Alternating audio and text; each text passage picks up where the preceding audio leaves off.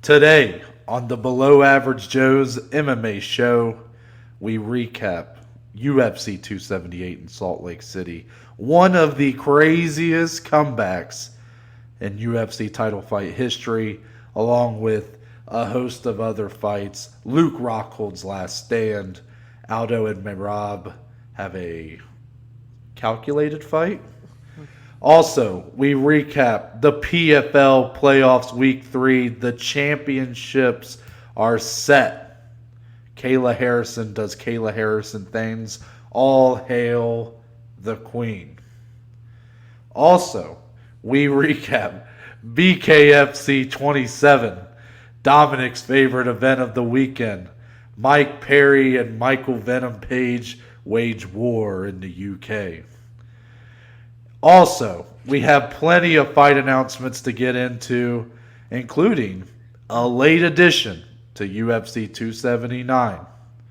All this and more, and it all starts right now. Welcome back, everyone. It is. That's how we started. That's how we do I'm just going to be right up front. First off, shout out to me and Dom. We're wearing the colors of the logo. Dom made a keen observation of that. I also happen to match the tractor sign in the background of my video. So kind of interesting color choices for today. But I got to be honest with all the listeners, the viewers of this episode. We do this. This platform gives us a platform to talk. Mm-hmm. And today, we're at a loss of words. Yeah. For two guys that have a podcast, you might just get a blank. There'll just be dead silence for the whole episode because we don't know what to say. Yeah. What can you say? Madness was what this weekend was for combat sports, and it was the cherry on top being Leon Edwards, UFC 278. We're going to get into all of it.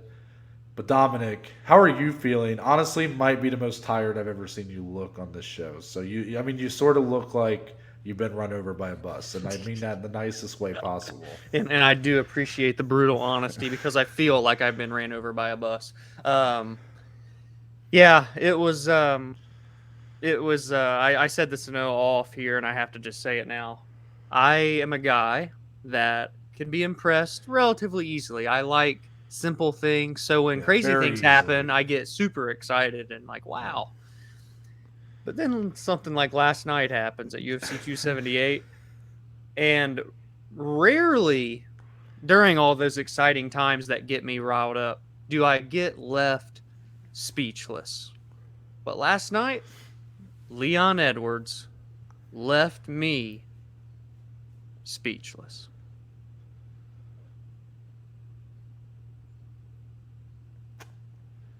Well said. Well said, Dom. I think that little dead silence right there is really going to be a theme for today. Yeah. This is the kind of... I don't even know if I should get into it yet. I feel like I need to wait. Let's talk about PointsBet Sportsbook, Dom. Let's give them a quick little word here. They're the official betting partner of the Below Average Joe's MMA show. New users today, if you sign up today, you can get up to $2,000, 100% matched on your initial deposit. There's two ways to make good on this offer. You can either go to the link in me and Dom's social media bios and the Below Average Joe's MMA show, Instagram or Twitter, or in the description of today's episode, no matter where you're listening at. Go to that link. The code will already be loaded in there. All you got to do is sign up and you get that offer. Also, if you'd rather download the app, PointsBet Sportsbook app, you can also do it there at sign up. You just have to type in code MMA Joe's. Yes. That's MMA Joe's. Do it there and you get that discount, that offer, whatever you want to call it. Shout out to PointsBet Sportsbook. And let's get into UFC 278, Dom. Here we go. So your main event on Rocky Edwards pulls a page out of the old Rock's book, and he knocks out Kamaru Usman. Round 5, 4 minutes, 4 seconds in. That's right in the last minute of the fight. Pretty clear decision victory was what Kamaru was en route to doing here. He was up 3-1 on all the judges' scorecards. Before this moment, probably was going to take round 5 if obviously what happened didn't happen.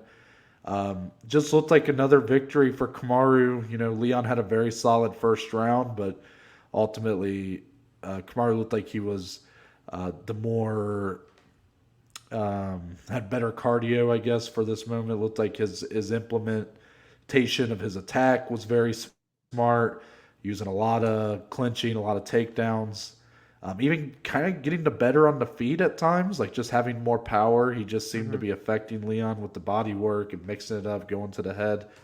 But then one of the craziest things of all time happens. Right when you kind of started to just assume the fight was over, Leon throws one of the nastiest head kicks. Doesn't even aim it for the head. Kamaru straight up leans into it. Sort of like what happened with Cruz Vera just a week ago.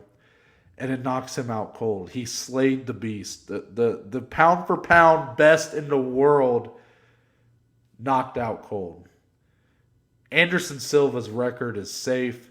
I'm sure for Dominic that is quite the high note for this. Give me your thoughts as you watch this fight, Dom. I know it's hard to even remember probably the earlier rounds, but as you watched round 1 where Leon had a lot of success and then the way the rest of the fight went, what was going through your mind? And maybe even talk about kind of what you were predicting before the fight. Yeah, so I did think before the fight, I had just a weird gut feeling that like Leon would somehow pull out a decision. But then as the fight started, obviously we know he had the great round 1. He even had a takedown, had Kamaru in the body triangle, working for the rear naked choke for about a minute and a half. So it was quite impressive. He goes up 1-0, but then Kamaru really just gained control slowly but surely, round by round, more and more, 2, 3, and 4. He was doing his thing. I mean, he looked okay on the feet. He was pressing forward with his pace and pressure, forcing Leon up against the fence, using his clinching. He just looked so much stronger. He looked more in shape. I mean, obviously, we know Kamaru trains out there in Colorado, so he's at elevation. Leon had been sleeping in one of those altitude chambers. He was out in Salt Lake City 2 weeks prior to this to try and acclimate. I think a lot of fighters were affected by the altitude last night, but Leon wasn't like extraordinarily gassed. I just think that the championship rounds, the championship experience of Usman just began to show It prominently. was the fresher fighter. Yeah, he was the fresher fighter. He was just more confident in his abilities, doing what he had to do to win and fighting, like Dana said, damn near a perfect fight. His IQ, I mean, Kamaru's fight IQ is next to none. Round 5 starts much of the same. Kamaru Usman doing his thing. A minute left from a 6th title defense, from a 16th consecutive UFC win to tie that record that Noah just mentioned with Anderson. And Leon Edwards kind of flashes a left hand to bait Kamaru to react to it. Kamaru reacts right into the direction of that left high kick, and he put Kamaru Usman to sleep. I stood up off of the couch at my buddy's place, hands on head, and I just stood. And it was one of those moments that I wish I could relive, that I wish would have been caught on camera, but it won't be. And I know that's how life is. You can't relive those moments, but it was just so special. That night as an MMA fan, we're going to remember for a very long time. To see a pound for pound, the best fighter in the world, 19 wins in a row if you go outside of the UFC. And he was put to sleep by Leon Edwards, a guy that had fought and died, scratched and clawed his way to get back to the, or not to get back, but to get to that title shot for so long that so many people had been calling for. And he climbs the mountain, Noah. He comes out with the title around his waist. It was quite astonishing. It was quite the fairy tale ending. If you're Leon Rocky Edwards, what would you say? I mean, completely living up to his nickname there with the Rocky. Yeah. I was seeing some really great videos going around online with the Rocky music thrown in. I mean, it felt like a movie. I mean, you listen to the commentary, who I think did a great job on this fight, by the way. I know a lot of people will call out these three, the A team or whatever you want to call them, for when Yeah. they have less than stellar outings. So I just wanted to give them credit because I thought this was like a great showing for them.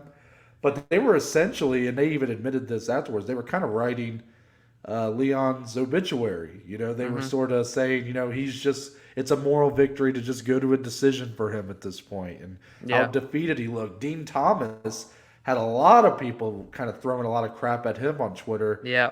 due to his analysis of Leon not being able to look his coaches in the eyes in between rounds, almost as a look of defeat, that he was ashamed of the performance he had given.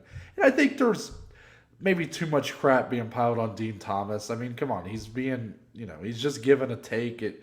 Just because it ended up proving wrong, I guess.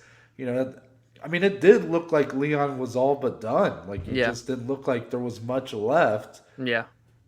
And then that happened. So I think it's easy to kind of be mistaken and assume that he was sort of defeated or had nothing left or whatever.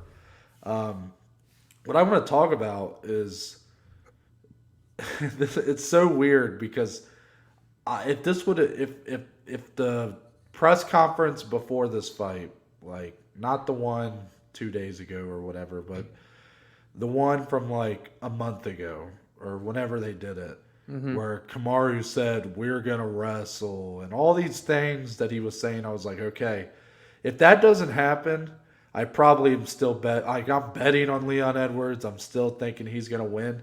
And I said this on our preview show, kind of why I felt that way, and it was a lot of it. It felt like a trap fight. You got Kamaru talking about going up to 205 pounds a lot. He's talking about boxing Canelo Alvarez. He's dressing different.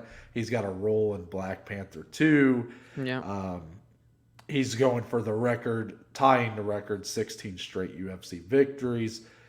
Leon Edwards, a guy he's already beaten. Leon, a guy who had been like kind of been handed just a shit deck of cards Yeah. through his UFC career, and not all that's to be blamed on the UFC or whatever. Some of it's the world. It's just all these elements were adding up to where I was like, I could see Kamaru just having his hand in too many different pots outside of prepping and fighting in the UFC. And I could see it being the perfect melting pot for a super just motivated and ready Leon Edwards to take that title. And that's really not what happened at all. That's really not what happened at all. Despite the fact that Leon Edwards got this victory, you watch the fight. That's not the way it played out. Kamaru Usman looked sharp. Yes, round one. Leon, even though I'm not going to pretend like this knockout was like a Hail Mary. I mean, it was in a way. But Leon had more success against Kamaru than most have. You look at that round one. That was the first time Kamaru's ever been on his back in the UFC. Ever. Yep. He's fought Colby Covington and these great RDA, these great grapplers, and nobody has put him on his back. Leon did it. And kept him there. I think kept him there. Had the back. Had him. It looked like he might get a choke. I mean, it was absolutely crazy for Leon Edwards, who we thought had the boxing advantage, the technical advantage in the striking. Nobody thought he was going to get it done this way. But obviously Kamaru, pretty good defense on his back, so he's able to get through the round. And then 2 through 4, and even most of 5, was really what we thought this fight could be. And it was Kamaru just playing a very smart fight, a lot of clinching, not allowing a lot of distance between him and Edwards. Closing that distance, a lot of dirty boxing, a lot of those knees to the leg and the butt or whatever you want to say. Yeah. A lot of takedowns. Leon getting back up a lot, which that's good. He was kind of able to get back to his feet. But even in the striking, it felt like Kamaru was having a lot more success, whether it be because he had a power advantage, but he was just, I felt the striking for him looked even better than it ever had. Like he was mixing it up to the body, to the head. Yeah. Like literally nothing in this fight. Like it wasn't like I thought he got too confident with his hands and that ultimately would cost him. Nothing like that. I mean, he knew what he needed to do to get a win. And it was even surprising us in his success in other areas. But Leon Rocky Edwards, his composure is my biggest takeaway. And this is actually going to be like a two-parter for Leon. This is following up from a previous fight of his, because look at the Nate Diaz fight that Leon Edwards had. He dominated 4.5 rounds of that fight. The last minute of the fight gets rocked with the huge left hand from Nate Diaz, almost to the point where it kind of undid all the good he had done the rest of the fight in terms of what the MMA community felt. It was like moral victory for Nate Diaz, who pointed at him after rocking him. Could have possibly finished that fight if he had been more urgent. But Leon survives, wins the decision handedly. Here, he's in the opposite end. He is the one who doesn't seem to have a shot in hell of winning this fight at this point. Looks like there's hardly anything left, and he throws a masterful high kick to finish the fight. He knew he needed a finish. He got a finish. It is a movie, as much of a movie ending as you can get to a fight, and completely lives up to that Rocky nickname. What a star-making showing it was. I mean, you look at the post-fight interview. This is a guy who'd been very reserved, very, had held in a lot of his frustration over time. He sort of let he let success make the noise or whatever. He let his performances make the noise, but his performances were pretty, technical. Not exactly these highlight reel knockouts, not these drag him out, bloody affair fights.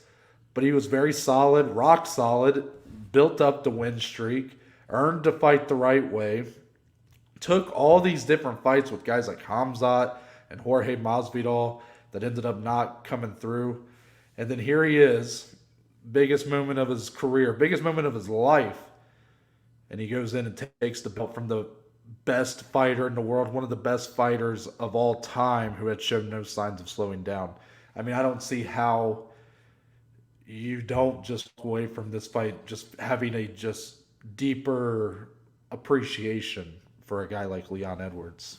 Yeah, you said it perfectly. This is the most beautiful sport in the world. This is the most amazing sport ever.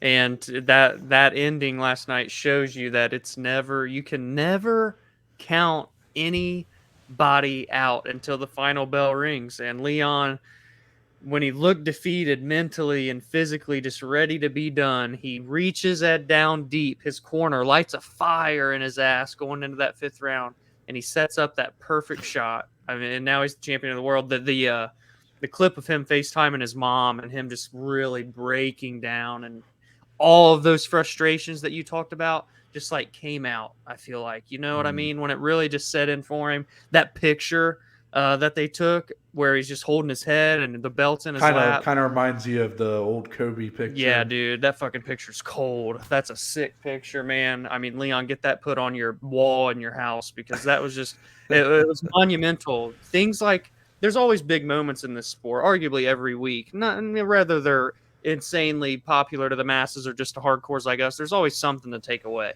But things like this, where all eyes are on you, like the world knows who Leon Edwards is now, and that's how quickly lives can change in this sport. Both sides of the coin, mind you, but for the winner and Leon especially. Yeah, I'm just in shock, honestly. I knew Leon had a chance here for sure. I think me and you probably gave him. Well, I mean, you predicted him to win based off of what you told me with your whatever that app's called, don't matter. Yeah. But for me, like, I sort of kind of went away from my original prediction, but still was trying to be respectful to Leon's chances here. And I just never would have expected this, Yeah. I thought Leon's best route to victory was to outpoint Kamaru, was to try to keep the fight standing, have good takedown defense, and simply be the better boxer, the better technical boxer of the two, and get a decision victory. And that's just not at all how it played out. That's why you're right. It is the most beautiful sport in the world. And I was listening, as I do every time I talk about this show all the time, the Ringer MMA show. I was listening to their post show last night, and Bill Simmons came on there. Bill Simmons, head of Ringer. He's pretty big deal in the sports world. I've been a fan of his for a while. And I've listened to a lot of his different podcasts, whether it's sports, but I like listening to like his movie podcast. But his big thing is he always, whenever he's talking about, it could be sports, movies, anything, he always tries to compare it to something sports related, something that any sports fan could easily recognize, And he said he had a hard time finding that thing with this fight, the Usman Edwards fight. Like he couldn't think of a comparison sports wise for it, and I think that's because Dom, this couldn't happen in any other sport. That's what puts MMA above it for us. I mean, as much as I love team sports, Dom, I love all these different sports. You can't have this equivalent where Kamaru Usman is handedly winning this fight. He is en route to a decision victory, a minute away, up 3-1, likely going to win 49-46 on the cards. You compare it to a team sport, I mean, maybe I can't think of like an exact example of like something that's really happened in a game, but think of like in football, if a team is up 28-7, okay, and you're hitting close to 2 minutes left in the game, it may not be over, but it's as good as over. You know what I'm saying? Yeah. Like you need a lot of luck to go your way, a lot of turnovers, a lot of quick touchdowns to get that game even close again. That's why, like, there's nothing in that football game. There was no 21-point equalizer. Right. So in MMA, though, there's always the equalizer. You can be down like Calvin Kattar was to Max Holloway, and he could still pull a rabbit out of the hat and finish that fight. That's what makes it such a fun sport to follow, but also can make it such a bitch of a sport to bet on. I mean, my God. Dominic, we do need to transition into sort of what's next for these guys, right? I mean, that's a big part of what we do here. I know it, like, I'm not even sure if the mat in the octagon at Salt Lake City's cold from these two fighting yet, and it was such a big moment, but there's a clear direction here. You got to do the trilogy in Wembley. I mean, Dana mentioned Wembley as a potential location for a trilogy fight, and I'm really happy that Dana's on board with that. I mean, I know Dana may not be calling as much shots as he used to, but I do think he still obviously has quite a bit of pull. But look at the fact that the fight was in Salt Lake City, Utah. It's the UFC are very much at this point. They'll take the show anywhere, and they'll build the cards around the shows. They don't necessarily sure, they're going to be in Brazil in January, so they want to put some Brazilian champions or challengers on that card. Same with Australia in February, I believe, is when they're planning to go there. But most of the time, you have these shows in Texas or in California or in New York, and Israel Adesanya versus Alex Pereira is going to headline at MSG, but neither guy really has that kind of connection to New York, but it's just a big fight and it's a big venue, so they're going to put it there. I'm glad, though, that he wants the trilogy bout to be at a stadium like that, because to me it's a massive fight now. I mean, it's a massive fight because despite Leon's success in round one and obviously getting the highlight reel KO, there's a lot of questions on if he can replicate that kind of performance or even just put it all together for 5 rounds to beat Kamaru a second time. Then you look at Kamaru, who has to come back from such a brutal knockout. How's he going to recover from this? How is he going to bounce back? Is he going to be more tentative in the second or the third fight now? It's a lot of questions, but it's now this second fight was it was decent. We were kind of excited for it, but it sort of felt like, okay, Leon's a bit of a long shot, but Kamaru, the best fighter in the world, always excited to watch him, but it's in Salt Lake City. It's okay, this is kind of weird. And then now here we are, the third fight. We're talking about Wembley Stadium. I mean, this has become a massive deal at this point, Dom. Yeah, that would be crazy for the UFC to go do a stadium like Wembley. I mean, that would, I'm pretty sure, break the records of what they've done in Australia. I think Wembley is some sort of crazy number of people. Like, I don't even know, maybe even 90, I think it can get to, which is just insane if the UFC were to do that. And what a story if your headliner is Leon Edwards when you look at the road it took for him to get here. And you're telling me that just maybe his next fight could be a sellout crowd in his homeland in Wembley Stadium, one of the most miraculous stadiums in the world, outdoor stadiums. It would just be unbelievable. And Noah, obviously, the trilogy is front of mind. That should be the fight to happen next. But in what world do we see a potential title fight with Leon Edwards in someone else other than Kamaru Usman? Because last night, and I'm simmering a little, but just like my immediate thought, because we've heard already Usman speak on retirement a little bit or hint at it here and there, a little dash of salt and pepper, even this week when he's like he's ready to be out of here before this next wave gets there, which one of them fights here in a couple weeks. But now to lose like this, you're probably not going to win 15 more fights and have a chance to tie that record again and Anderson and maybe win 17 and beat that record. You're not going to probably get to GSP's welterweight title defense record now all of a sudden. Like, so many things were in the palm of Kamaru Usman's hands last night, and now it's all gone. And like, yes, he can come back and win that title. Yes, he can still have a big fight or two before he wants to call it quits. But does he want to go through all of it again? That is the biggest question in my head right now. Immediate thoughts, I don't know if we see Kamaru fight again. I hope we do. I hope we get the trilogy and maybe he can finish his career that way and maybe get his title back or something. I don't know. But right now, if you had to ask me, is that the next fight?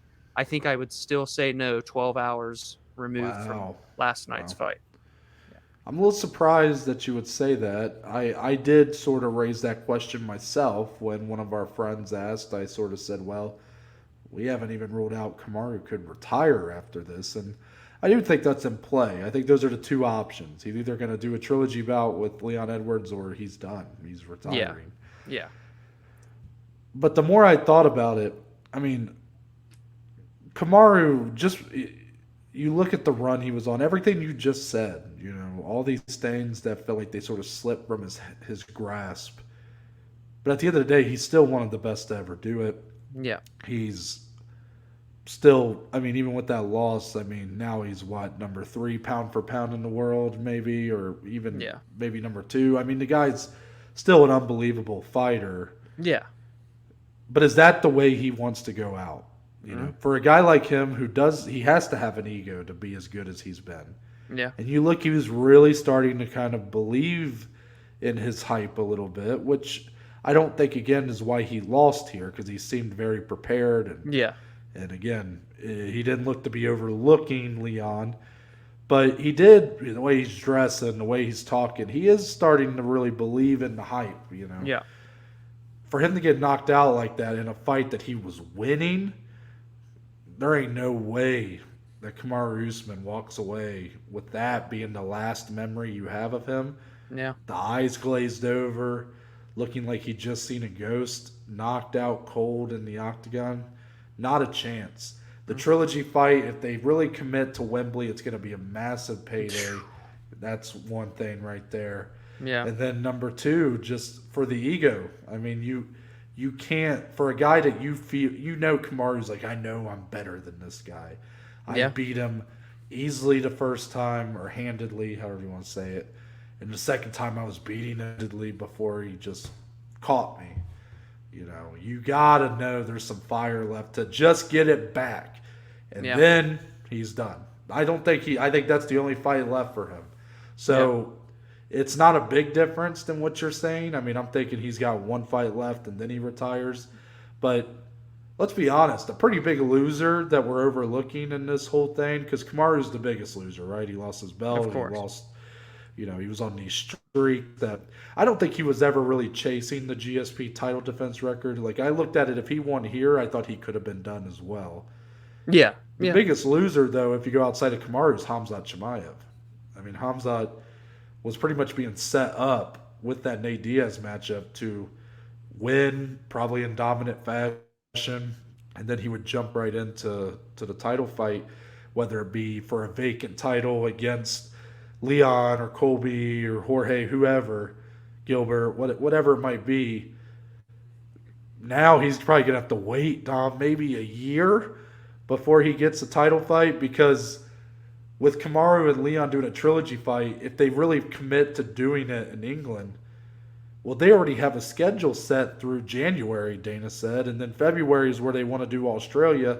We yeah. might It'd not see be these two run it back till March, April. earliest. Yeah. So, Yeah. yeah, and then, I mean, what do you do with Hamzat in the meantime? Do you give him another fight? Do you do a rematch with Gilbert Burns? Do you do the Colby Covington fight? Mm-hmm. These are big questions now, but what seemed so obvious at one point is that Hamzat could be fighting for a title beginning next year, maybe even the end of this year if it was with a fresh opponent who hadn't fought in a while. Now that's out of the question, in my opinion, unless Usman's recovery just takes so long that they do that in the meantime. Like, is there a chance? Do you think there's a chance that Usman could, again, he's already been after the last Colby fight. He kind of said, "I want to fight less often." He wants to spend more time with his family. Now you take a brutal knockout, the first of your career. Who's to say that in 6 months he wants to fight right then? So who's to say that they don't do at Wembley like a Leon Edwards, Hamzat Chimaev, and then the winner face Kamaru maybe a year from now? Is that something you could see happening, or is that just a little too wacky to think?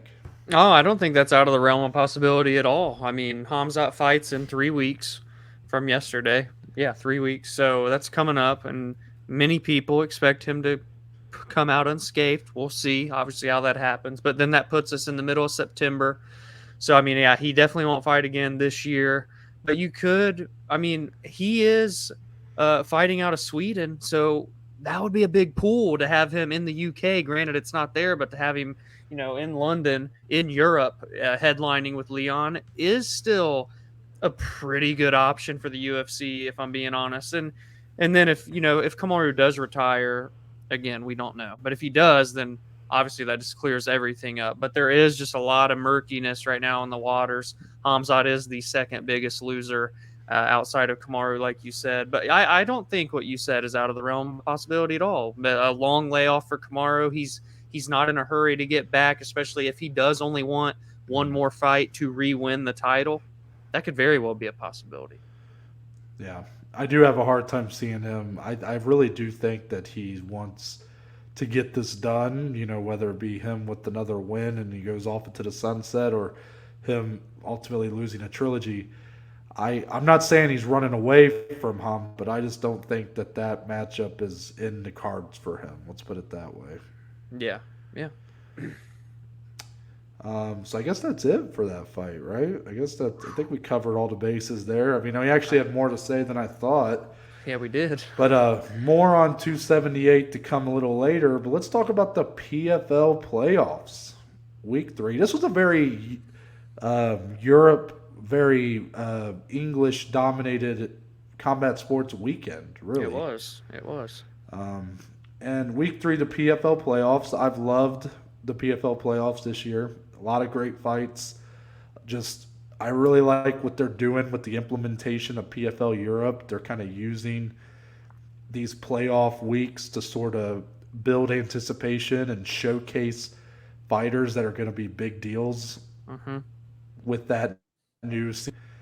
But let's talk about the 4 playoff matchups we got, Dom.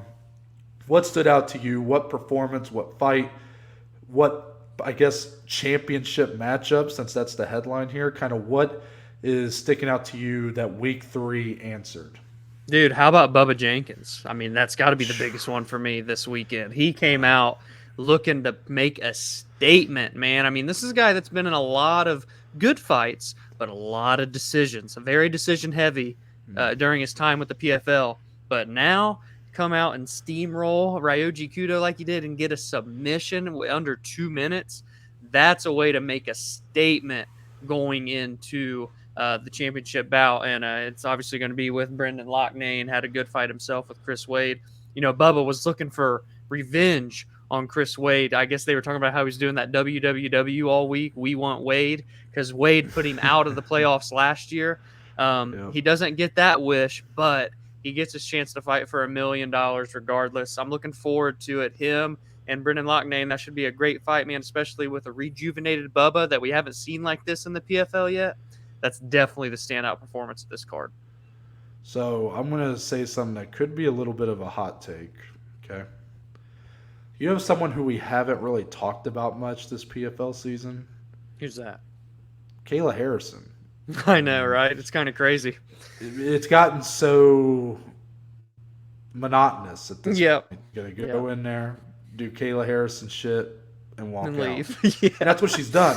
Yeah. I mean, the fights haven't been, there hasn't been like a ton to take away. We're sort of just waiting for the inevitable. She goes to the finals, and then we'll go from there, right? Yeah. And then obviously when she wins, we'll talk about what could be next. And then we'll speculate on Cyborg. But I do want to talk about Kayla Harrison, and it's not even really for the performance. It was dominant. Martina Jindrova couldn't really do anything once the fight got to the ground. Kayla's a beast. First round submission.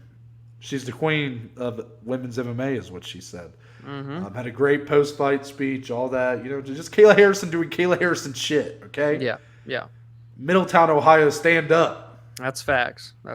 Anyways, what the narrative has been for Kayla Harrison's entire PFL career is that there's Kayla Harrison, and then there's the rest of these women's lightweights, and that they are all very unremarkable. They're not very high level, right? Well, it is still Kayla Harrison's a level above everybody. But I think this version of Larissa Pacheco, who I know Kayla has beat twice, I think a win over her says more than the rest, if you will. Yes. Like, I think that a win over this version of Larissa Pacheco is a notable win moving forward. Yes. Like when you see her resume later down the road and she's fighting like Chris Cyborg, it'll say notable wins.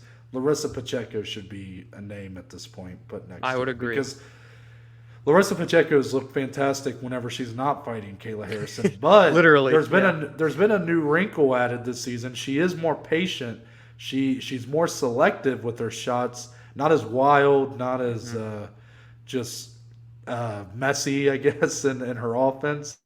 But she's still getting quick finishes. I mean, she's really turned a new page and become just a more complete offensive fighter. And she's dangerous, man.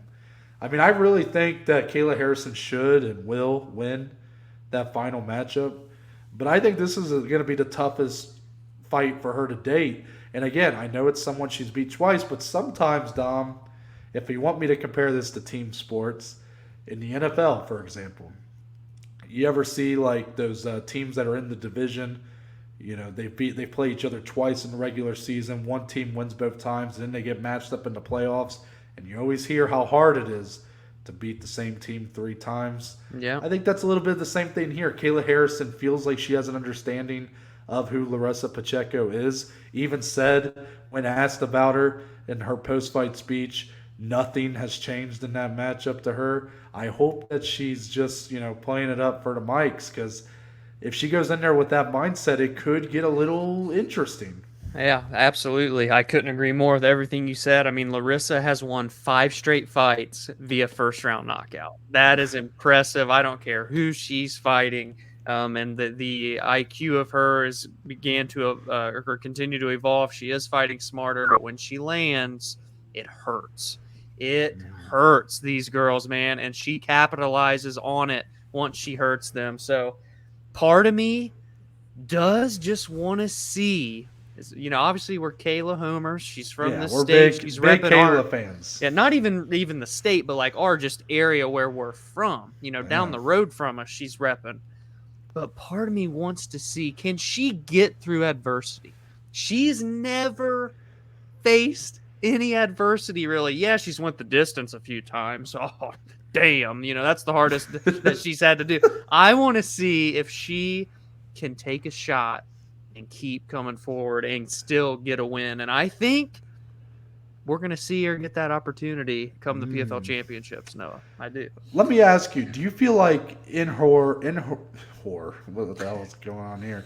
In her sort of chase for, her asking for a bigger fight with, Chris Cyborg, the obvious one, but then Amanda Nunes, whoever, do you think it would benefit her to face a little bit of that adversity? Like, I get it how people would look at it, right? The way Kayla's talked, if she goes into the championships and Larissa knocks her down or tags her a few times, it almost in a way makes me wonder if a fighter like Chris Cyborg will be like, see, I don't need to take this fight. Look, she's not even that good. And fans would do it too. Yeah. But I also wonder if, since we sort of value that win more, would that benefit her in her preparation for a fight with one of the big dogs like Chris Cyborg, because she's faced the adversity a little bit. She's been hit with a hard shot and been like, oh, okay, I know how I need to, defend myself next time. But also, if I get stung like that, get hurt like that, what I need to do afterwards. Do you get what I'm saying? Yeah, and I genuinely think her going through a situation like that would, obviously, should she win the fight afterward, of course, that would benefit her to go just face some sort of difficulty in one of these fights. But it's a double-edged sword. I love the point you made, because fans and other, Cyborg, Amanda, whoever the case may be, will probably look at it and be like, all right, well, when I tag you, I'm not going to let you get away with it. They're going to almost just downplay. Really, it's kind of a slight to Larissa Pacheco if you do it that way. But it is. Me as a hardcore fan that wants to see Kayla fight the best of the best, I don't want it to be all, sunshine and rainbows. I want it to be a little thunderstorm here or there. So I don't know. Let us know. That's a great question that Noah just asked, and I would love to get people's opinions on that and what you would think. Do you want to see Kayla face adversity? Do you want it to be all flawless and then fight a Cyborg, fight Amanda, whatever? It's a tough thing to ask, because if you're a fan of Kayla, and that if you were able to see into the future, and you could see her just steamroll Cyborg, well, you're obviously going to pick for her to just steamroll all of her opponents. Yeah. But do you think that potentially her getting tagged, getting a little bit wobbled or pieced up or knocked down by Pacheco could help her in her preparation for a higher level fighter like Cyborg? I tend to lean yes. I think that those are important traits, to know how to face the fire, how to come back. I think that's important, Yeah, very much agree. One last thing I want to talk about for PFL before we move on. I thought the Brendan Loughnane Chris Wade fight was great. And the fight itself was very good. Brendan Loughnane sort of, he kind of took the momentum into the rounds 2 and 3, sort of made it a little more not one-sided. I don't know. You get what I'm saying? It was maybe not as round 1 was very competitive, and I feel like the rest of the fight was more Loughnane's to lose at that point. But I just want to respect both guys for really going for it in the build-up. They really made this fight feel like a big deal, and it delivered. The action in the cage was very fun to watch. Loughnane, biggest win of his PFL career, of his career in general. And he's kind of making good on that promise that a lot of people had seen in him for a long time. So, yeah, I love it. Him and Bubba's going to be fun, man. I think so. Let's move on into our tidbits. Tidbits. Only one this week. Yeah. BKFC 27. Dominic's favorite event of the weekend. Saw Mike Perry get the majority decision win over Michael Venom Page, who was on loan from Bellator. I know you said you didn't really watch this, but how surprised were you to hear that Mike Perry defeated MVP?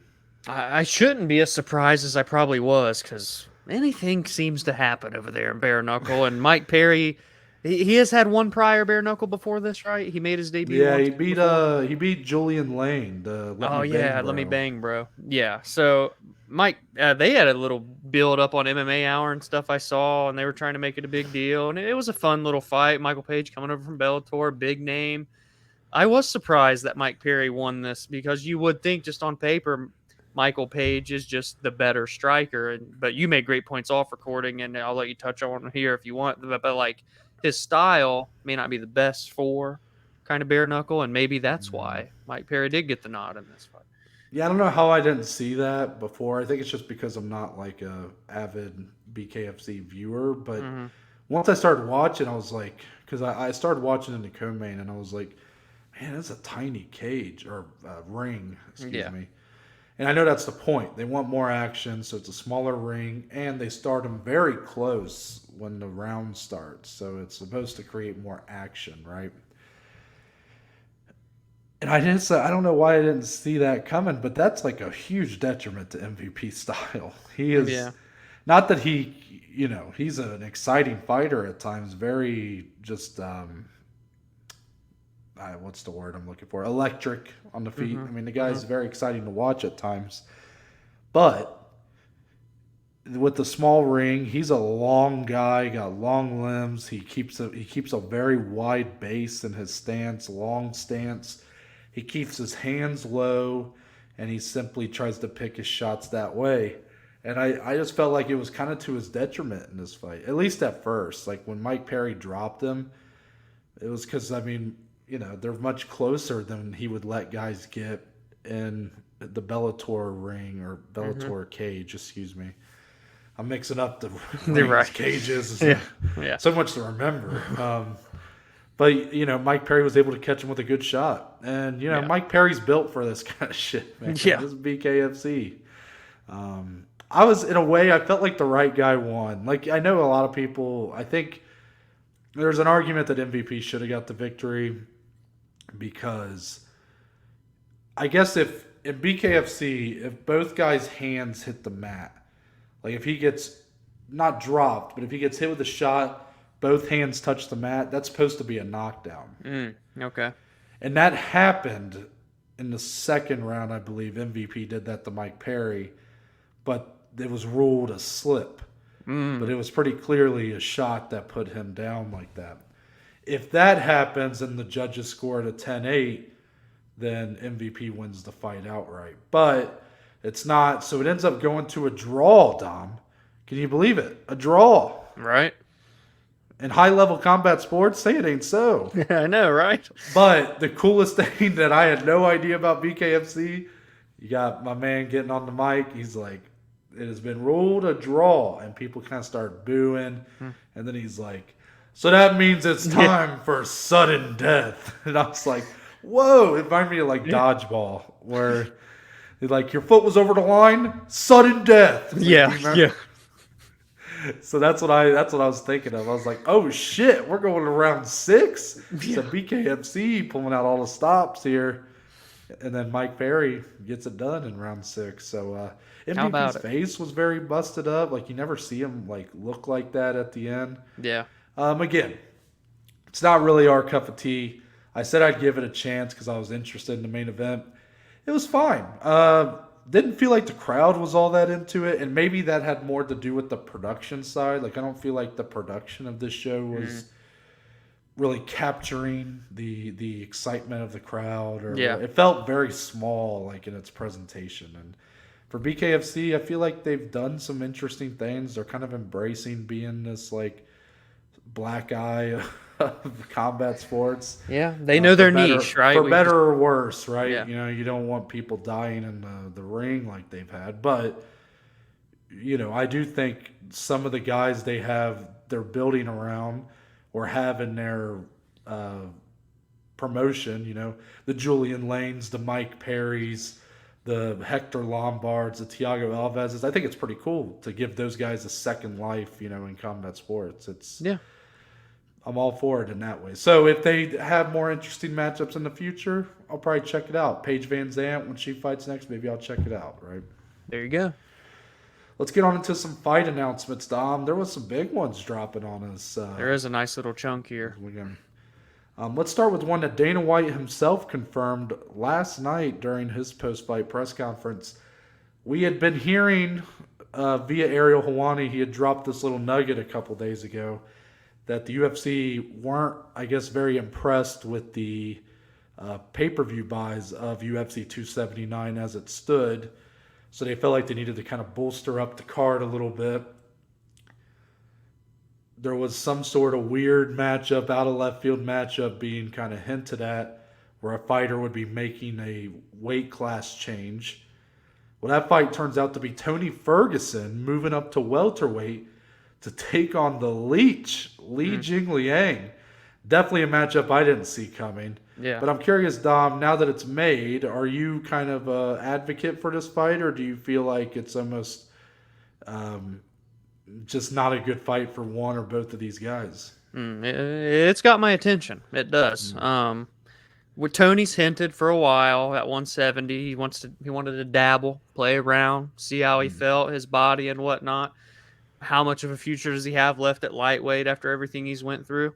I kind of like the move for him here. He's not cutting extra weight, right? He's going up, doesn't have to cut more weight. He went to He went to the camp that John Jones. Yes, Jackson Wink. Thank you. He made a camp change, which I think is very interesting. I haven't heard of any big name athletes going to there. They just have always kind of kept the same people. Yeah. But now that he's there, maybe that'll add a couple wrinkles in his game. Not that he has like an exponential amount of fights left, but him and Li Jingliang, on paper, that's a fan-friendly fight. That's an interesting fight. Li Jingliang brings the boom. He brings the power. That worries me a little bit for Tony. But if Tony's chin holds up 15 more pounds heavier, this could be quite the scrap. Noah, what do you think? Yeah, I was pretty shocked by the announcement. It really was. It is out of left field. I mean, it is as advertised. Yeah. I can't help but feel like the UFC were pretty desperate for a decent-sized co-main event. Yeah. And I feel like a lot of guys were turning it down probably because of how quick, short notice this was going to be. So then you get this like Frankenstein's monster fight of Tony Ferguson versus the Leech. I expect fun things. I do. Yeah. I'll be curious to see how Tony looks at 170. That's where he won the Ultimate Fighter back in the day. Oh, yeah. But he's going up against a big guy. I mean, that's a big 170-pounder in Li Jingliang. Leech is thick, man. Yeah. And he does carry a lot of power. There's a lot of cause for concern, but also maybe Tony will have some sort of speed advantage, will just have good movement, the Leech a bit more stationary. I don't know. It's got my interest. I kind of been enjoying, I didn't love the Hamzat Diaz announcement, but this fight, this Tony Leech fight, and then the Sean O'Malley, Peter Yan fight, I'm kind of liking these out of left field fights that the UFC are putting together for the most part. So if that means we're going to get more of this kind of stuff, I'm not against it. It keeps us on our toes. That's for sure. Yeah, that is for sure. How about October 1st?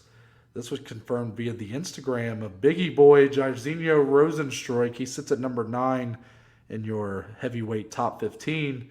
He's going up against the man right below him, Chris Daukaus, ranked at number 10. Daukaus has had a pretty tough last year, back-to-back main events that he lost, including UFC Columbus, shout out. Yeah. While Rozenstruik, I'm not even sure. He lost his last fight to Volkov, first round finish. Yeah. Oh yeah, yeah. So both guys coming off losses. I'm just gonna say it like I said it about the Hermanson fight that got announced on our last episode. He was with Brunson. Brunson. I really am nervous this is gonna be made a main event on October 1st, and this ain't a main event. It's not. It's one of those that, hey, it makes sense. 9 versus 10, fresh matchup, cool. But there's no storylines. There's no need to see him do the 5-round thing. We've seen him in there before and not come out on top of it. So why just do that when you can have him as a 3-round co-main and have a bigger, more important main event? Yeah, and both guys coming off losses. Don't get me wrong. I thought it was great when Daukaus got the main event spot against Lewis. Yeah. And then when he was in the main event against Curtis Blades, I was kind of like, like Curtis Blades you can maybe put here, but I don't really see why you put Daukaus in this place. So if they do it again with Biggie Boy, who also has been wearing thin on his main event slots, it's just like... wait. It just came to me. That main event is Mackenzie Dern and Yan Xiaonan. So I was actually looking it up while we're talking. It just clicked. I was curious. Just now. So okay, that's the main event. Which that in of itself is kind of a. I think we even said that when that fight got announced that it was a bit. that one's an interesting main event. I'm not exactly big on that one either, but since we do know this won't be the main event, I like the fight. I mean, I do. It's a good fight for both guys, but trying to bounce back. Don't really have anything to say besides that, though. That's all you can say. But I'm glad we could work through that problem on air. Yes, I love that. Next up, Ariel Helwani first reporting. Carla Esparza will be making the first defense of her strawweight title the second time, her second reign as strawweight champion. And she'll do so at Madison Square Garden, November 12th, UFC 281, against a woman who's pretty familiar with MSG, and that's Zhang Weili. So Zhang Weili, the former strawweight champion herself, she lost at MSG. It'll be about a year from when this fight happens in her immediate rematch against Rose Namajunas, the woman who took the belt from her. And here we are a year later, and Carla's beat Rose for the belt. And now Zhang Weili's right back in title contention after her knockout of Joanna Jędrzejczyk.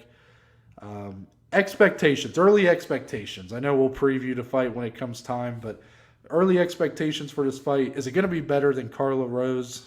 Yeah, so they confirmed it on the broadcast last night after they talked about 279. They showed a little graphic for this as the co-main, and I immediately looked to our buddy JP, and I'm like, so this one won't be boring, right? I kind of just did the same question that you just asked me. I just feel like Zhang Weili's style won't allow for it to be that way. Like, Rose has never been one to just, like, sprint out at people. She's a counter striker, but can be in fun fights when they're bringing it to her.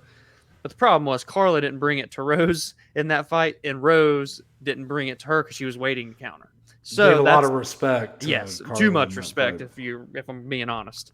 And so that fight was terrible. But this one, Zhang Weili, man, never been in a boring fight. I don't know how. Maybe she'll be obviously respectful of the takedowns, but man, I feel like she's pretty good on the ground nowadays too. Zhang is. I mean, you saw what she did to Joanna. She was kind of just ragdolling Joanna in that fight. So I think she's going to bring it. I think this will be a bit more exciting. Yeah. MMA math would tell you that Carla Esparza should win this fight, right? She's beaten Rose twice, right? Who beat Zhang Weili twice. Yeah. Yet I can't help but look at this and go, man, poor Carla. Son. That's the way. I'm sorry. That's the way I'm looking at it. Like, Carla won the title, but did she really win the title? Like she did. Yeah. But it was such a just weird anomaly of a fight where neither woman really did anything. Yeah. Carla admittedly has been on a great run. You know, she looked fantastic against Yan Xiaonan. Didn't see that coming, the way she put that one together. But outside of that, she's really been kind of squeaking by a lot of wins. She uses her great wrestling, and it is great. But hasn't really, outside of that Xiaonan win, the offense, you know, her ground and pound has never really been that doesn't really put a lot of hurt on her opponents. Right. There's not a lot there. Zhang Weili's just a fucking savage, man. I can't help but when I look at this, I highly favor the challenger. I wonder what the odds are going to be. On this opening. I mean, Zhang Weili's going to be the favorite. I would imagine. Maybe even significant, I think. I would say it would be Carla could go in there. I mean, she shocked us by winning the belt in the first place. Yeah. She could shock us again, but you're right. I think Zhang Weili's never been in a boring fight. She's high pressure, high output. I don't see Carla necessarily. Like, can Carla really take her down and hold her down? I mean, Zhang Weili's going to have a huge. I feel like she's going to be a much stronger fighter. Like, doesn't feel like a great matchup for Carla, if I'm being honest with you. Yes or no? Will Zhang Weili opening odds be more than 2-1 favorite? Because I think yes. I'm going to say yes. Yeah. I mean, I'm thinking like minus 250 range. Yeah, I was like minus 225, 250, something. Yeah. Yeah. But what do I know? We'll talk about that later. Yeah, no shit. Let's see. Last one, MMA Junkie first reporting. Brad Riddell he's in desperate need of a win here, Dom, and he's taken on a man who seems to finally be kind of putting it all together, Renato Moicano. This is also UFC 281, November 12th, MSG. This fight's going to go a little under the radar, but this is an amazing fight. Two guys who deserve a lot of respect for the performances they put on. Rydell's been on a bit of a skid, though. Back-to-back losses. Jalen Turner really put the hurt on him. Before that, he had a great fight with Rafael Fiziev. And now look at what Fizayev's done, just coming off his win over RDA. While Renato Moicano did get battered by RDA in his last fight, which that is something he has to come back from. But you look at what he was doing before that. The win over Alexander Hernandez at UFC 271 was, I mean, that was like, okay, Renato Moicano is putting it together now. Yeah. So it's really interesting to see how these guys will bounce back because they're so fun to watch, but both in real need of a win here. Yeah, I couldn't put it any better than what you just did. That's firefight. That's fireworks, and it's in MSG. Come on now. The 280, 281 stacking up. Yeah, man. Time. It's big 2 months in a row, back to back.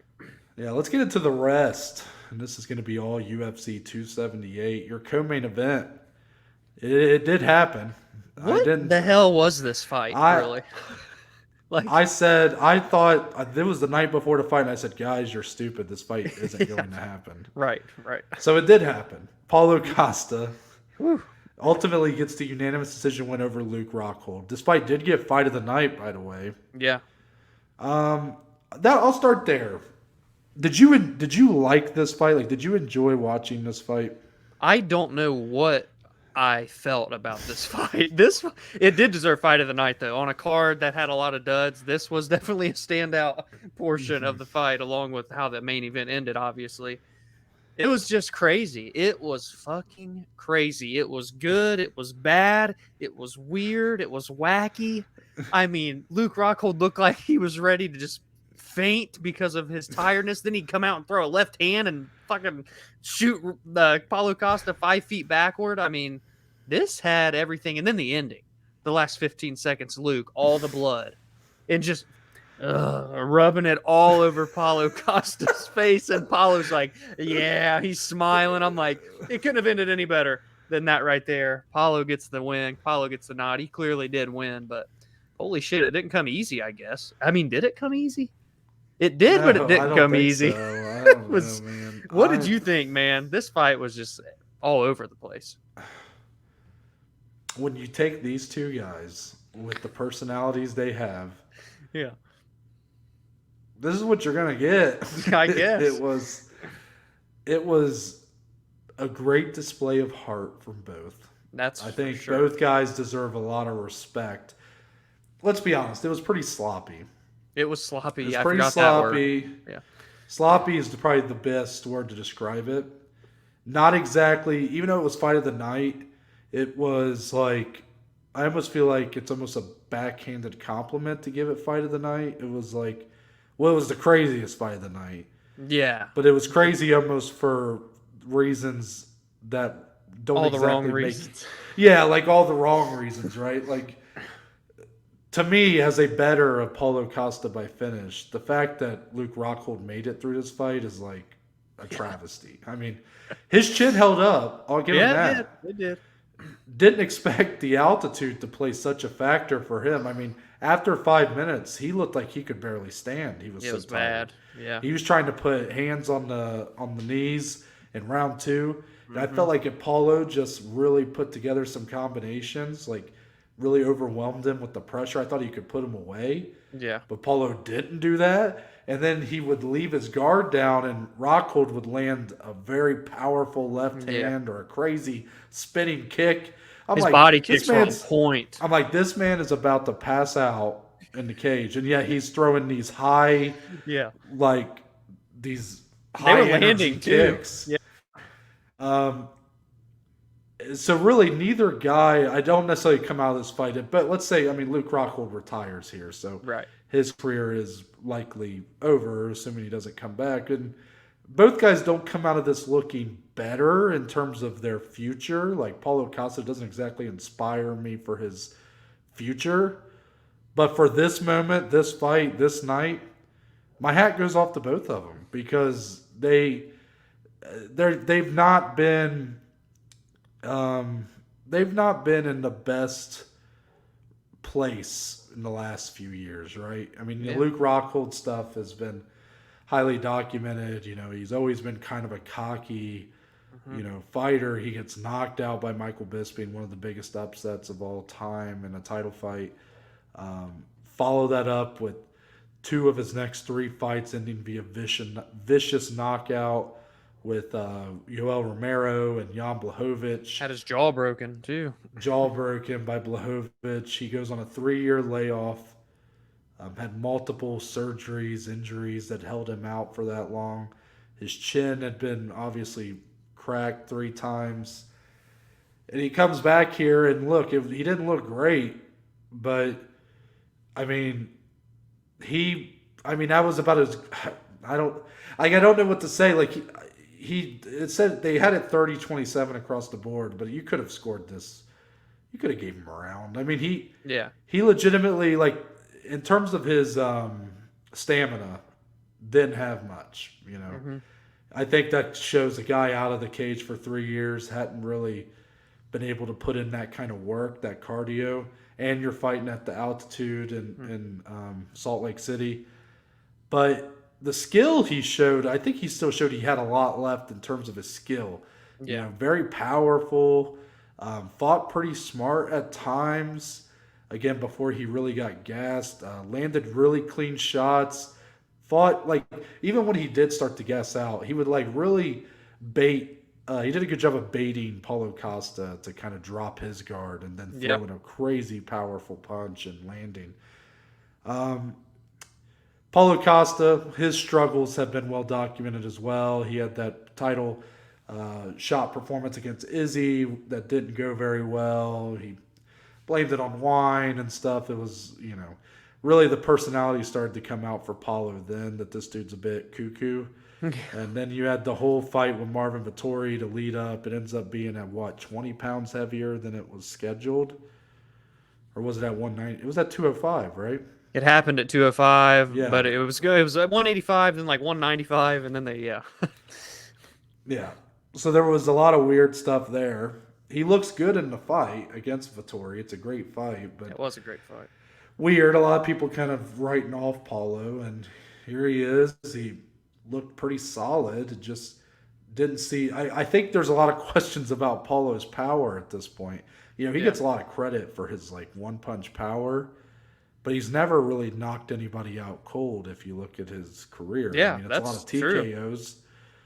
He's a big guy. He's a explosive guy, but the power in his hands doesn't seem to be all that devastating. I mean, here with Luke, he landed some shots, but Luke, for the most part, was okay. So Yep. I think that's a question mark moving forward. And Dominic, I guess to wrap up my rambling, Luke Rockhold retires. This was the last fight of Paulo Costa's UFC contract. Oh. So I'm going to ask you about Luke Rockhold. He retires. He was the bad guy for a long time. He was probably one of the most hated fighters in the company for years now. Kind of goes out a good guy, right? Yeah, it did kind of feel like this whole week he continued that bad guy with the media and everything, but then it comes to an end. He gets that final swan song, and it just felt right. Like, all right, he's done. You see the genuine, or at least I imagine the type of guy that Sadness. he is, and the sadness that overcame him. The hug with DC got me. That was a good moment. So yeah, I mean, underrated career, honestly, if I had to be. I mean, he was a Strikeforce champion, a middleweight champion. This is the first time, guys, that he went the distance in a fight in 10 years. He's always been a finisher or getting finished. So it was an odd, but dare I say, perfect swan song. It really was. really was. It was very fitting, just for it to be as wide. It's very memorable, right? That's Yeah, the that's best way that for it can be sure. described. Um, yeah, he had a career that's sort of in its way it's defined for me. It's kind of a tragic career in a lot of ways. He looked at one point to just be like the future of MMA. Yeah. I mean, you look at his win over Chris Weidman, and when he was going into that Bisping fight, I think a lot of people thought he was going to be a long-standing champion. I mean, Chris Yeah. Weidman had been a long-standing champion, and he kind of pummeled him after the initial couple rounds.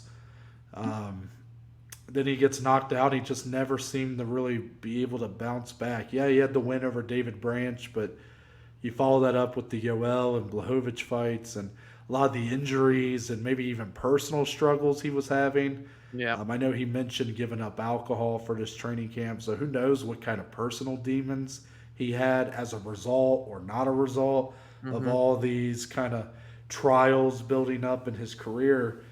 So it's a bit tragic, but I do think he should be able to look back and be proud of the career he had. Former UFC middleweight champion, Yeah. former Strikeforce middleweight champion. Yep. Who can say that? Very few can say that they've been a two promotion champion and been a UFC champion. So my hat goes off to Luke Rockhold. He was the bad guy for a long time. He walks away somewhat of a good guy at the end. How about that? Now for Paulo Costa, this is interesting. My immediate reaction is that he's probably going to sign back with the UFC. I think the UFC, especially after Dana's comments recently, feel like they really got burned on the Shane Burgos situation. Yeah. If the Shane Burgos situation doesn't happen, I think there's a real chance Paulo Costa gets signed by like the PFL. I do. He's an exciting fighter. He's got an interesting personality. He's got the look of someone who you could really build around. And yet, I just think that I hear a dog barking. I'm like 2 floors. I'm losing my train of thought. But basically, I think with the Shane Burgos situation unfolding, I think that the UFC are going to be very hesitant to let a guy like that go without being very aggressive in negotiations. What do you think?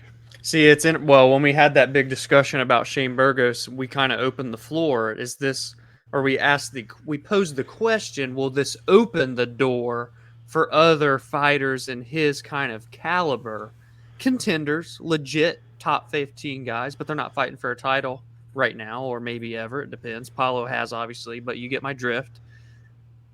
Now, the thing is, PFL, I mean, I guess I'm not even giving Bellator a shadow of a doubt here. They're in the running too, I suppose. But the PFL doesn't have a middleweight division for their I just season. realized that. Yeah. But we know that Paulo can be a 205er, and he could compete in their 205-pound rank season, if you ask me. So, I don't know. I think there'll be competitive offers from Bellator and like the likes of PFL, because imagine the PFL got Burgos and Paulo Costa, that'd be crazy shit right there. That they'd be dropping their dick on the table to finish 2022. But is it crazy? I'm kind of rooting for the PFL to do it. Again, man, like I'm not opposed to having more competition and getting better guys that are in their primes in these other promotions, especially the PFL. But I do think that, the second half of your question was, did the UFC learn from losing Shane Burgos? Because we know Dana expressed a lot of disappointment in losing Shane Burgos. You got to think, if they really do want Costa for his fun fight style, they're going to be more aggressive. They're going to be willing to not make the same mistake that they made with Shane Burgos. So I think it's a great question. Gut feeling, I think he's back in the UFC, but you never know. I mean, I thought Shane Burgos' gut feeling was going to be back in the UFC, and now he's in the PFL next year. So we'll find out. I'm kind of rooting for the PFL to do it. I mean, I hate to not include Bellator, but PFL's the one with the momentum. They seem to be wanting to spend the money. There's some rumors that Bellator might be for sale right now, so maybe they're not trying to spend a lot of money. I don't know. Wowzers. But, yeah. Yeah, I don't know. But next fight, Merab Dvalishvili gets the biggest win of his career with the unanimous decision win over Jose Aldo. This is probably one of the most disappointing fights of the year for me. Is that similar to how you felt?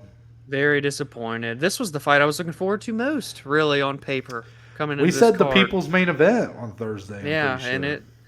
I mean, I don't know. Do I look back and think, oh, well, you should have expected something like this? I don't know. Maybe, guys, maybe. Sue me. But I don't know, man. Like, I just felt like Marab was going to come in and just kind of look to steamroll Jose. Easier said than done, obviously. But Jose didn't really do much of anything. So they kind of just, I mean, Marab won because of octagon control and having Jose's back against the fence. I mean, there was like no action in this fight. It's so disappointing. Marab could have really came in and, we talked about this bantamweight Grand Prix the other day after what Marlon Vera did last week. And Marab, yes, he gets the biggest win of his career, but doesn't really up his stakes in this division right now with everything going on. And with 3 more huge fights to go, he could be the afterthought after October finishes up out of those top 5. So I don't know. It was just disappointing. Happy for him. 8 straight wins. Sucks to see Jose lose when he was 1 away from a title, more than likely, but just disappointing. It was. I have so many scattered thoughts on this one. Disappointing for Jose to just not really let go with the hands. That's never seemed to be a problem for him. I don't know why it was here. It was one of the best displays of defense I've ever seen. Yeah. There was just no bite. There was no offense to back it up. Marab went 0 for something on his takedowns. I mean, he had never not, even in the Dodson fight where he struggled to get takedowns, he got 2. Yeah. Here he couldn't get any. I mean, that's a feat in of itself. Marab did what he had to do to win. I don't think people should, be too harsh on him. But what we said, I stand by. When Marlon Vera did what he did to Dominic Cruz, what both those guys went in and did in San Diego, you could tell they really wanted to earn the respect of the company, like put us in a title fight. Yeah. Vera comes out with a highlight reel knockout. We said the pressure was on. These 2 guys kind of squandered under the pressure. Yep. But I feel like for Jose, is particularly squandering because I think all he needed to do was win and he could have got the title fight. Yeah. And he just didn't really show up in the way that he had as of late. While for Marab, I felt like he was the biggest long shot with the victory to get that title shot. Not to mention, he said it in his post-fight speech. He said it every step of the way. He's refusing to fight Aljamain Sterling, who was in his corner, longtime training partners, great friends, obviously. Dana even mentioned this in the post-fight presser. Marab has no interest in fighting for the title as long as Aljamain's there. So for him, this is the biggest win of his career, and it's a good one in the opponent. But I don't think it bothers him really that it doesn't move him that much ahead because he's not interested in fighting for a title right now. Which I do. Something has to give with that eventually, especially if he keeps winning and Aljo keeps on holding that title. But to me, they have to have an understanding. Like, they have to know. I mean, Marab has mentioned going to 125 before, which would be really interesting. Ooh. Like a fight with him and Askar Askarov, like that would be crazy. Yeah. But is it raining outside? I think it's raining. It is supposed to rain today. Yeah. Yeah. I lost power for like 30 seconds yesterday. It was really crazy. Little quick flash. I was just sitting there and it all went out, and I was like, well, this isn't good. Because my phone was on like 18%. Pay-per-view starting in an hour. I'm like, oh boy. But anyways, I think they have to have some understanding. Like, Aljo probably doesn't have many fights left. Dare I say, when if or when he loses the title, he may be done at that point. And then that's why Marab's not all that stressing out about, when it's going to be his time. Mm-hmm. Yeah. It's interesting. We'll see how this continues to play out in this division. The next one up is Sanhagen Song Yadong, September 17th. So we'll see. But this one, I mean, both of them are, Marab the winner. So he's obviously in second place right now behind Marlon Vera. We'll see how it goes. Yeah, I mean, I could see a Marab Marlon Vera fight. It could be very. Yeah, I mean, if push comes to shove, Yeah, that could very much be a good fight for sure. I don't know. I have a hard time believing that Yadong and Sandhagen won't deliver. I feel like that could be a special fight. I do. I think that can be a really sick fight. Yeah. Next up, poor Harry Hunsucker's got to be. My goodness. They got to take a break from putting this guy up against the Samoan Aussies because that's 3 UFC fights, 3 losses to that. Tai Tuivasa, was it Justin Tafa, and now Tyson Pedro gets the 1 minute 5 second TKO of Harry Hunsucker, who was making his light heavyweight debut. Tyson Pedro looked really good here. I mean, I think that's what a lot of us expected. I don't really know what the long-term plan is. I was kind of hard on this matchup going in, admittedly. Like I kind of said, I didn't get it. Coming off of the Ike Villanueva fight, like why do you give Harry Hunsucker to Tyson Pedro here? But then I sort of softened my stance on it when it was time to go. I was kind of like, well, Harry Hunsucker, has never been in a fight outside the first round. Like he's kind of a killer to be killed. Tyson Pedro hadn't fought in a long time before his last fight. He's a younger guy. I think he's like 30 or something. Like you kind of let him, get his feet back under him. Like I know the UFC doesn't do that a lot, and I think that's why it sticks out so bad when they do. Yeah. Because you kind of look at this matchup and you're like, why? Yeah. But I think it's just no disrespect to Harry Hunsucker, Kentucky's finest neighboring state, between me and Dom. But the fact that he was on the pay-per-view is not that's not a good thing. Harry Hunsucker's an early prelim fighter who's being put on this pay-per-view main card. I just think it was a sign of a weak card to have a guy like that. And in a women's fight we didn't discuss, like Wu Yanan and Lucy Pudilova looked good, but Wu Yanan, who I sent you, that was crazy.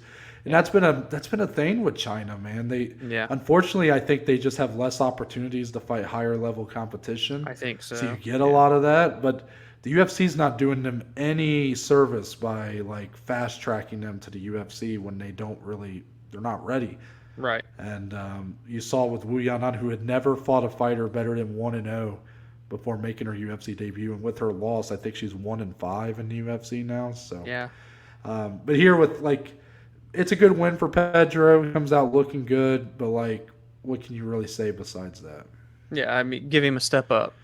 You have to now. There's no more of these types of matchups. Give him some. It's light heavyweight. It's not even the deepest division. If you really believe in this guy, let's not fuck around anymore. He's just got 2 first-round finishes. You put him on the main card both times. All right.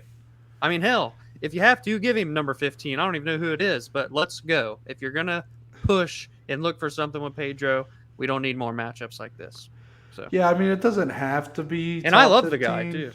Yeah, to go from Harry Hunsucker to top 15 is just. I know, it sounds crazy. Big jump, but I mean, he does seem to be well above this caliber, the Ike Villanuevas and Harry Hunsuckers. So, whoever he fights next, it should be closer. I mean, I felt like going from Ike to Harry was at best a lateral move, and probably not even a lateral move. It was probably more of a step backwards. So I think the next one should be a pretty giant leap forward. Yes, please. Now let's talk about the fight that got moved from our main card. And while I want to be up in arms about that, because the fight that Lucy Pudilova, Wu Yanan, I felt like this fight was more important. But then the fight happened. Marcin Tybura gets the majority decision win over Alexander Romanov.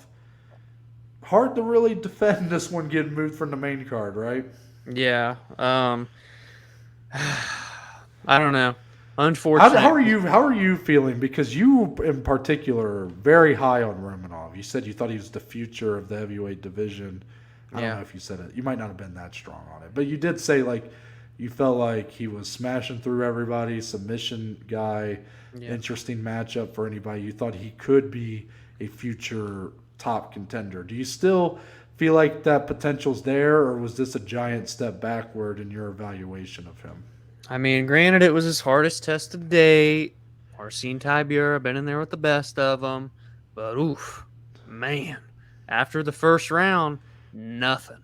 Nothing. Different fighter. Different fighter. Nothing to offer to Marcin Tybura. And Tybura kind of just fought and found a way to get the decision. I mean, it was a majority decision. That just says it all right there, how this fight was.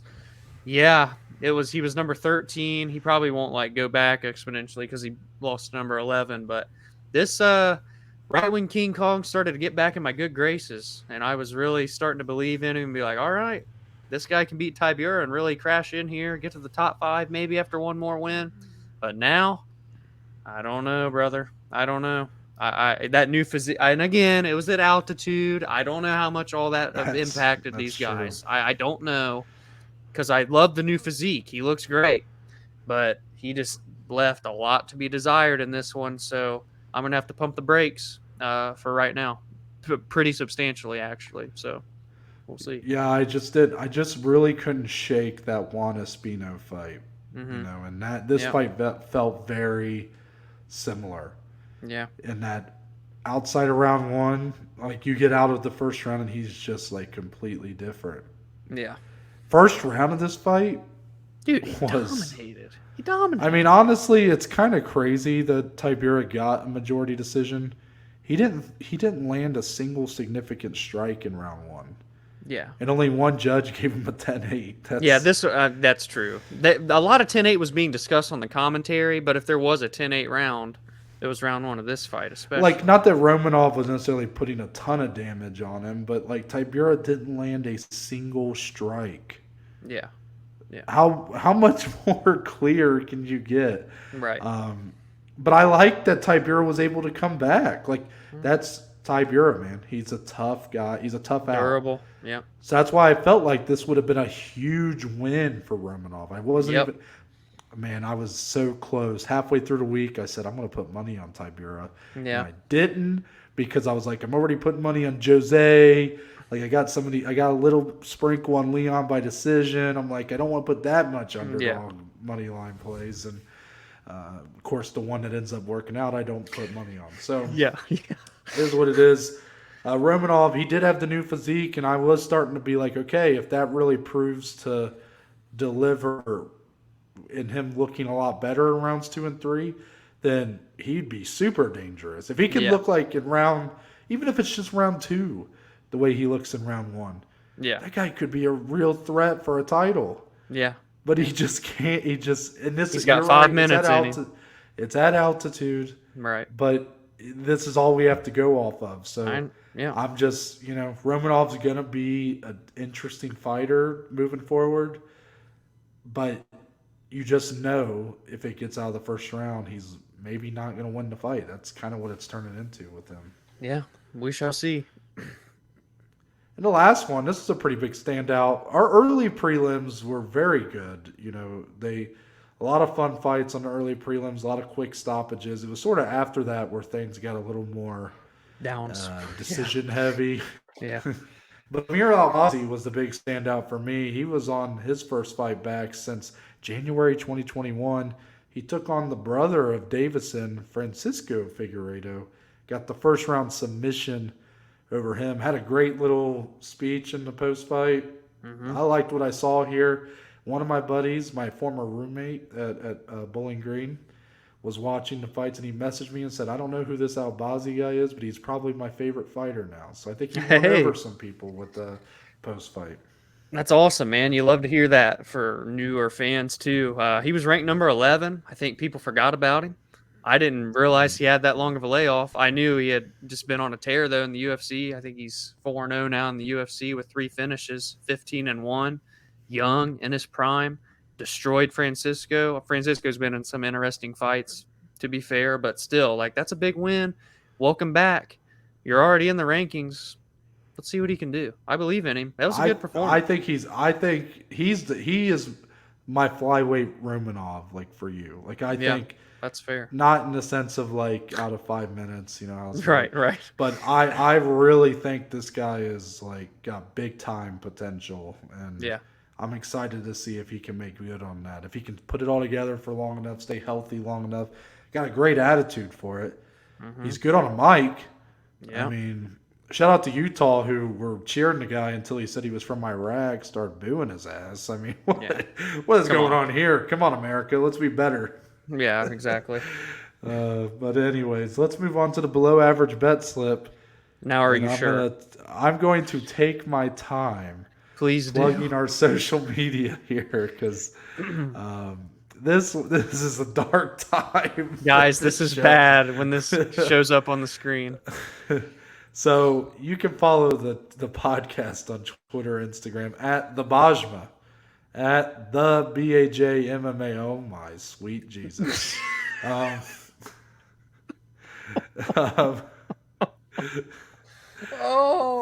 If you follow us on Twitter or Instagram, we'll be posting these pics so that you can fade them on Friday before the fights. You can follow me or Dom on our personal Twitter or Instagrams. I'm at ntbaker_. Dominic's at Diesely14. Okay. So this is a new record low for our combined. I think we nearly doubled our previous career low. So minus 12.17 units. I just want to. So let's not even look at the total numbers. Yeah. Let's just go. You go bet by bet. When you look down the list, Dom. Mm-hmm. How much was there? A lot of regret for you, or did you look through it and you're like, man, I felt good about these. Like I felt like these more often than not hit. Yeah, I only had I had 6 by myself. Yeah, I had one that I guess I regret it, but I knew there was danger going into it. Was Santos Gordon inside the distance, but I love that I was almost getting plus money for that because Leonardo Santos has been kill or be killed. He has great first rounds with knockout power. Jared Gordon showed he's been knocked out before, but after round 1, Santos gets pretty gassed pretty quickly. Gordon has a gas tank to last ages. I felt that he could really pick Santos apart rounds 2 and 3 with his grappling and beat him down there, potentially get a stoppage via submission or TKO. And then Gordon chose to stand in this fight. He looked the best I've ever seen him standing. He was letting loose on Leonardo Santos, but right when I felt like, ooh, I'm going to cash this thing, he'd stop striking and just stand there for a few seconds. So very frustrating, but I should have known, dude. Gordon's such a decision-heavy fighter. I went out on a limb, and I paid the price for it. But other than that, what are you going to do? I mean, all my 2 parlays both missed. I mean, one of them would have hit. The Sean Woodson fight in itself was kind of crazy, but I just believed in him a lot. Yeah, man, that was the only one. So 5 out of 6, I felt strongly in. I felt confident, obviously, going in with all 6. I come out with my personal worst week, our bet slip combined worst week. And Noah, what do you think? Any regrets for you on last night's card? Man, there's a lot of X's. It's a lot of bad luck on here. I mean, to be honest with you. We're not trying to pussyfoot around either. No, AJ Fletcher money line. I mean, he had the guy right. I mean, he was. Oh my god! When he shot for that takedown, dude. I screamed. Oh, dude, that hurt. Yeah, I felt it. He had my man just ready to go out along the fence. Was landing bombs. Yeah. And just gassed himself out. He had nothing left. That was devastating. Yeah. Aldo, I mean, I that one's just that looks bad like hindsight, but really. Does it though? Because wasn't it 20? Was it 29-28? I mean, it was. I don't even know. It was a relatively. No, I'm saying just fight. the way he performed. Yeah, it looks bad hindsight. Paulo Costa by finish. Look at that fight and tell me that Paulo Costa shouldn't have finished that fight. I mean, Luke Rockhold in round 2 was ready to just give up, but he didn't. And that's respect. He has a lot of heart. But all I felt like Paulo needed to do was just put together a couple just combinations and really pressure him. And I thought Luke might wilt. I mean, he was hand on the hips, like he was done. Yeah. I couldn't believe that fight made it the distance. Let me skip around here. Do you want to explain the Sean Woodson situation? Because you technically, Yeah. there is a green check mark down there. So first off, Mike Beltran should be ashamed for letting this fight continue. Sean Woodson got put to hell by an illegal knee, knocked him out, like he was out. And when I saw they were letting the fight continue, I said, what is going on here? Yeah. I said, he was just knocked down twice, and then an illegal knee shattered his face and knocked him out cold. Yeah. And they're like, are you good to go? And he's like, yep, I'm good. I'm like, what are you doing standing up right now? How are you standing? Yeah. And then he somehow goes on to win the rest of the fight. Yeah, yeah. But it only led us to a draw. So please explain. Since Dom had a double chance, KO, TKO, DQ / decision. His DQ, parlays, by the way. Yeah, you know. yeah. So if it's a DQ, we both benefit because I had Sean Woodson money line on my parlay. But since Dom had the double chance prop here, his parlay just dies. It's over. Done. Yeah. But mine, Sean Woodson, just gets, what's the word? Voided. And meanwhile, just to let you guys know, this was a 3-leg parlay that had Miranda Maverick on it. Yeah. So I had 3-leg parlay that was at like minus 135. That's why I had 1.35 units on it. Yeah. Miranda Maverick's fight with Shayna Young off. Sean Woodson goes to a decision with Luis Saldana. So all of a sudden, this turned into a Tyson Pedro minus 740 money line play, which is nothing. Basically. Which was one of the 2 bets that hit of the night. And then I had Usman over 2.5 as a same game parlay. He gets knocked out with one of the coldest head kicks in the last minute of the fight that you'll ever see. Yeah. And I tried to hedge with the slight Edwards by decision at plus 900. And Edwards goes in and knocks him out. I mean, guys, it's comical just the amount of bad luck that was on this card. That's why you can't even get mad at it. You know, you just gotta laugh it off. Like, you ever see that meme of LeBron James and he's like, man, look at my life. I'm just going to sit here and smile. That's me right now. Just like, or I'm that meme of the dog that's like at work and it's all fire around him. And he's like, this is everything's fine. Yeah.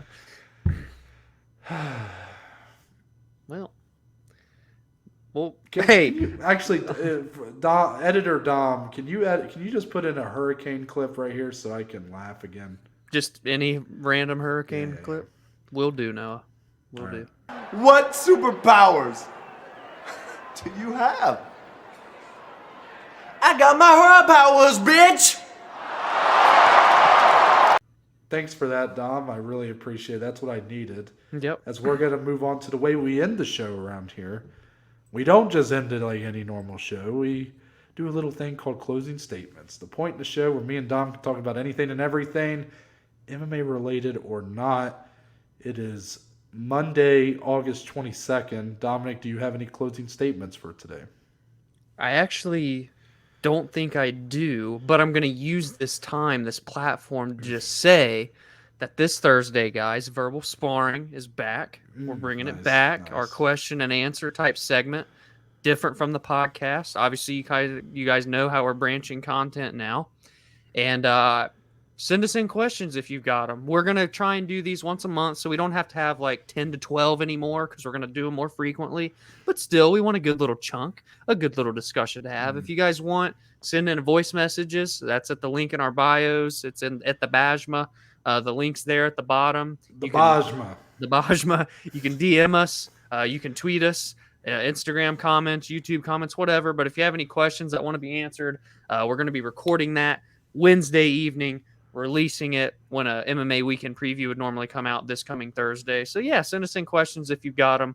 We're looking forward to kind of getting those going more frequently, and just I love it. Noah birthed that idea, And I've loved it ever since. I love the discussions, the open format to just really spew our thoughts.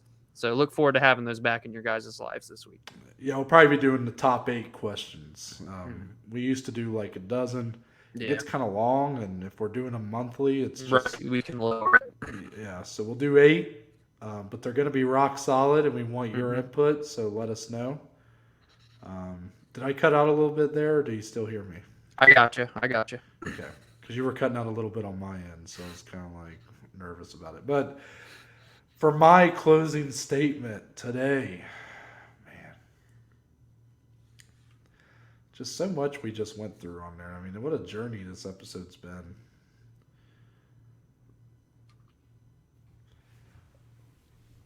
I don't know what the...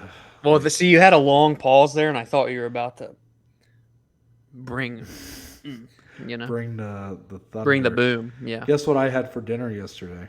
Tell me you ate a Devour frozen meal. No. Tell me you ate your frozen pizza. No. People, Close. tune in next week. You'll know what we're talking about, by the way. But Close. anyway. Wait a minute. You ate the uncooked frozen pizza. You ate the toppings off of the uncooked. Okay. I had pizza rolls. Oh, nice. Wait. Oh, pizza rolls, bagel bites. Okay, Yeah, I got you. yeah, I see where see. you're going. Yeah. I'll probably have them again today.